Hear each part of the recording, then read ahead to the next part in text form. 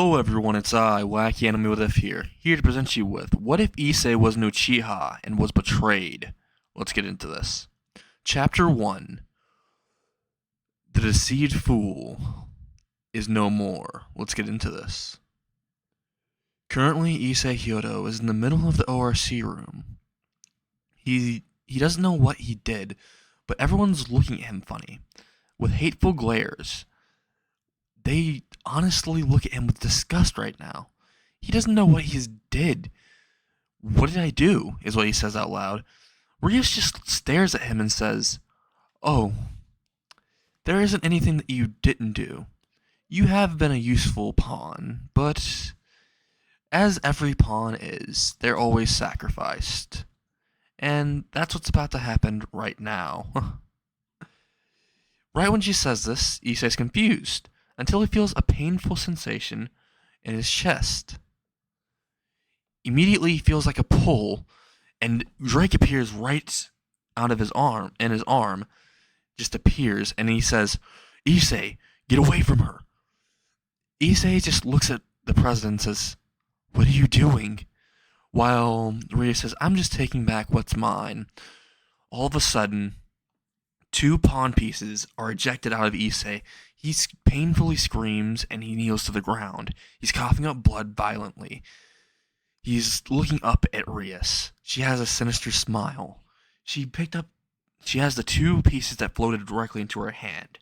She has some type of device in the palm of her hand, and it's floating towards it. Immediately, Issei is figuring out what's happening. He says, I saved you from Riser. I saved Hiba from the Holy Sword experiment. I helped him get his revenge. I helped Koneko and Akuno accept their other half. I helped all of you in this room, and this is how you thank me. He looks at all of them, and they stare back with hatred and disgust still evident, with a little tint of guilt. But not enough. Kiba steps forward. "Yes, you did help me, but I could have helped myself. And you were just in my way of me taking my rightful revenge by myself like it was supposed to be. You have no right to say anything to me. Issei Hyodo," he says in a hateful tone.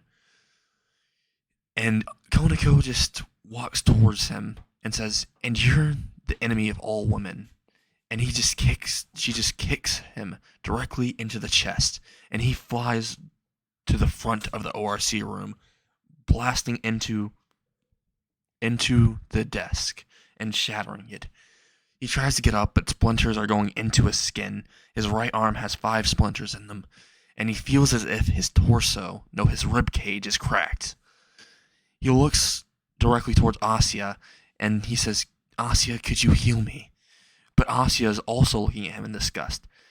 He says, "Asya, not you too," and coughs up blood violently. He looks at her, and the look in her eyes is all it took. And he says, "I understand." "What was your reason?" "I saved you from the fallen angels. I helped you. I was your friend when no one else would be. What is your reason?" he screams out. And all that happens is Asya says, "My reason," Issei, "you're a perverted beast. All you care about is our bodies. You don't care about us." And Issei says, "I saved you. I gave you a home. That's not caring? Then what is?" He says, tears flowing down his eyes. He looks towards Akuno and says, "Now what's your excuse?" And she says the same thing. "You didn't really care for us. You didn't care enough. You only cared for my body. And honestly, I didn't have to accept my fallen side just to be stronger. You made me accept it." And Issei said, "You never would have accepted it on your own. I just helped you with a little push. I did not force you. And I cared for you. I truly did." He gets up off the ground, and he says, "I used to care for all of you. But now His eyes are shadowed. He says in a vicious, venomous tone, "I hate you all. I hope you burn in hell.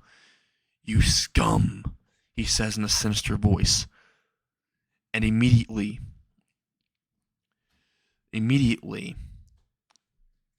Drake comes out of his arm and tells Issei to calm down, because if he does not calm down, he'll go into Juggernaut Drive again. He'll lose the rest of his life. But Issei just screams he does not care. While the Drake is still trying to calm him down, Reese is ejecting more of the pieces out. Now there are 5 pieces in Reese's hand, and Issei's very soul is being shattered. Cracks are forming. His hair is turning silver, slowly turning silver. Before, half of it is turning black, half of it's turning to silver. He's staring at Rias, and she's shocked. She's looking into his eyes and sees deep hatred, flames almost. She sees what appears to be red eyes. His eyes are usually green when he goes to Juggernaut Drive. She notices that the Drake's aura stopped, and the Drake has disappeared. And apparently, the Drake is in some type of hibernation. She can't sense any of his aura. This should be impossible. She's staring at his red eyes and sees 2 Tomoes in it. This is quite odd. What's happening? Immediately when she says this, Issei just looks at the rest of them and says, "I'll be back." While Ria says, "No, you won't." She tries to eject out the rest of the pieces, but only got 6 out of 7 or 8. And immediately, Issei just bolts out of the classroom, being chased by Kiba, Koneko, and Akuno, while Rias is still trying to figure out what happened to his eyes.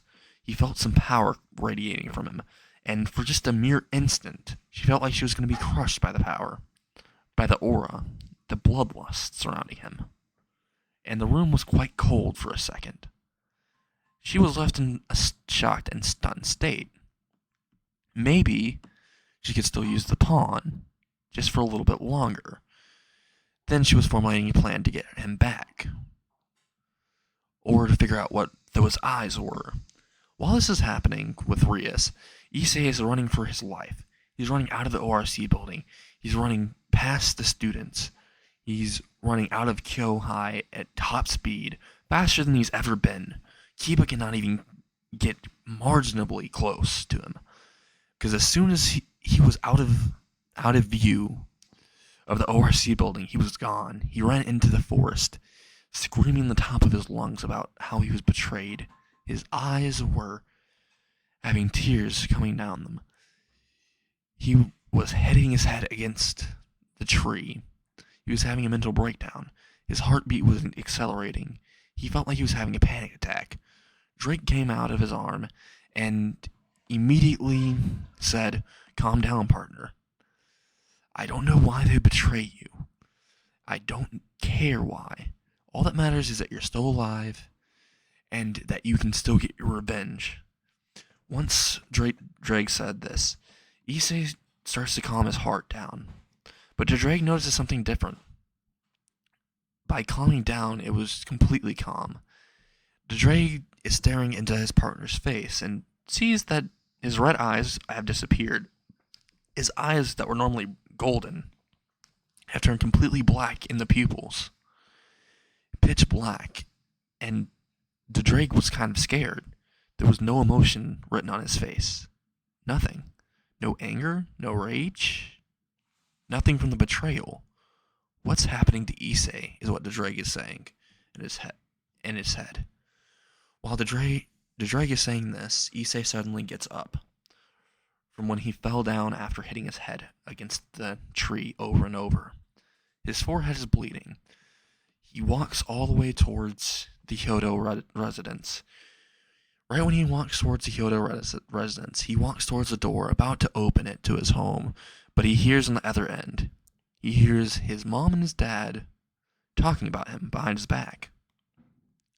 He hears his mom saying, "Honestly, the fact that pervert could even get any females or any of those lovely ladies here, or the fact that he could even be respected by anyone, is quite alarming. And his mother said, I know, I agree. I mean, he still has all that pervy stuff in his room. He also hasn't really changed anything. He's still disrespectful, ill-mannered beast, is what she said. Issei, who's hearing this from outside the door, still has an emotionless face. The Drake, who's still out, is staring at him. He may look emotionless on the outside, but on the inside, it's an entire hurricane. It's a deadly storm that's threatening to consume the entirety of Kyo. All of the violent anger that he has is deep inside of him, and Drake can sense it, because it's boosting his power rapidly, and Drake can't stop it. It feels like he's about to go into Juggernaut Drive, but he isn't. He continues to listen. His mom and dad both repeat one phrase that completely shatters Issei's hope in the thing people call as family or friends. His mom and dad both say, "Why did we even have Issei?" Right when they say that, Issei in his head was saying, "Wow, they didn't even want me." He was very, very angry. He was very sad, depressed. So he left the house. He went directly into the window of his room. He picked up all of his things and put it into a bag, and then he fled. He left a note for every one of the ORC and for his parents, and then he left. While he was leaving, he went into the forest to find a place to stay. He found a cave that was near Kyohai, so he decided to go there. It was near the familiar forest, which he snuck into. Right when he was walking into the cave, he managed to go all the way to the end of it, and he saw something which was quite odd. He saw a person with very long hair, one eye being covered by such hair.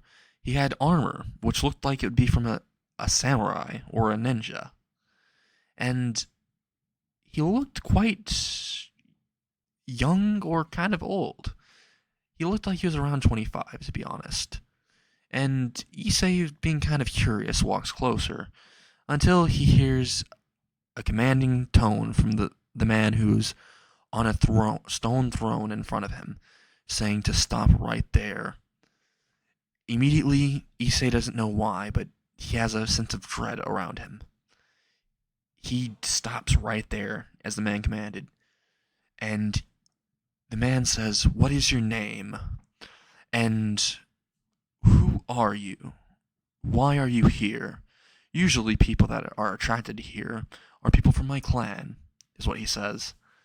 Immediately, Issei says, "I came here because I have nowhere else to go." "And what do you mean by clan?" While the man just laughs and says, "You don't even know what clan you're a part of. You don't know what honorable clan you are part of, what power you hold. If you're going to leave, could you please hand me your eyes? After all, they'll be more useful with someone that actually knows how to use them. Or I could train you. Either way." While he says this, immediately Issei says, "Who are you? And what do you mean?" The man stands up from his stone chair, walks towards Issei, and says, "My name is Madara Uchiha, and if you want to know, then allow me to help you," he says in a sinister tone. And that's all for today. I hope you all enjoy What If Issei Was an Uchiha and Was Betrayed. Until next time.